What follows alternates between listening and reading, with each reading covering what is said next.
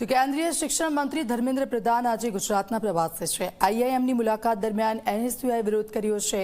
કાર્યક્રમ પહેલા નીટ મુદ્દે એનએસયુઆઈ વિરોધ કર્યો। શિક્ષણ મંત્રી નીકળ્યા તે સમયે એનએસયુઆઈનો વિરોધ પ્રદર્શન દરમિયાન પોલીસ એલર્ટ મોડમાં છે। પોલીસે એનએસયુઆઈ કાર્યકર્તાઓની અટકાયત કરી છે।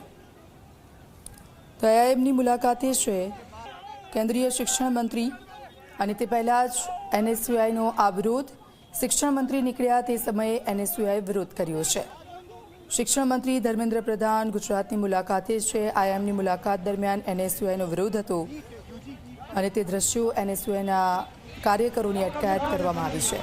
દર્શલ અમારી સાથે ફોનલાઈન પર જોડાઈ ગયા છે। દર્શલ, કેન્દ્રીય શિક્ષણ મંત્રી આઈઆઈએમની મુલાકાતે પહોંચ્યા, ત્યાં એનએસયુઆઈના કાર્યકરો છે તેમનો વિરોધ થઈ રહ્યો હતો। શું માંગ તેમની અને હાલ શું પરિસ્થિતિ?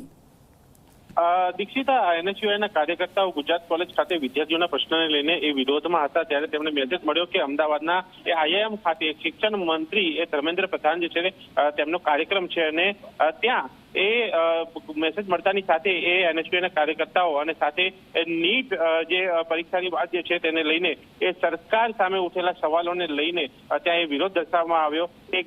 એને આઈઆઈએમના એક ગેટની અંદર જે પ્રધાન પ્રવેશ કરે તેની પહેલા જ ત્યાં વિરોધ દર્શાવીને એ સીધી રીતે એનએસયુઆઈએ એ ન્યાયની માંગ કરી છે, કડક કાર્યવાહીની વાત કરી છે અને સાથે એ ભ્રષ્ટાચારની પણ એ આક્ષેપો કર્યા છે। અને આ મામલે જ્યારે એ વિરોધ કરવામાં આવ્યો ત્યારે એ વિરોધ કરતા એ કાર્યકરોની એ પોલીસે અટકાયત કરવામાં આવી હતી અને એ પ્રમાણેનો આખો માહોલ એ ત્યાં જોવા મળ્યો હતો। એટલે આ એક શિક્ષણ મંત્રીનો કાર્યક્રમ દરમિયાન તેની પહેલાનો આ વિરોધ જે છે જોવા મળ્યો અને ત્યાં પોલીસે પણ એક કાર્યવાહી જે છે અહીંયા કરી છે।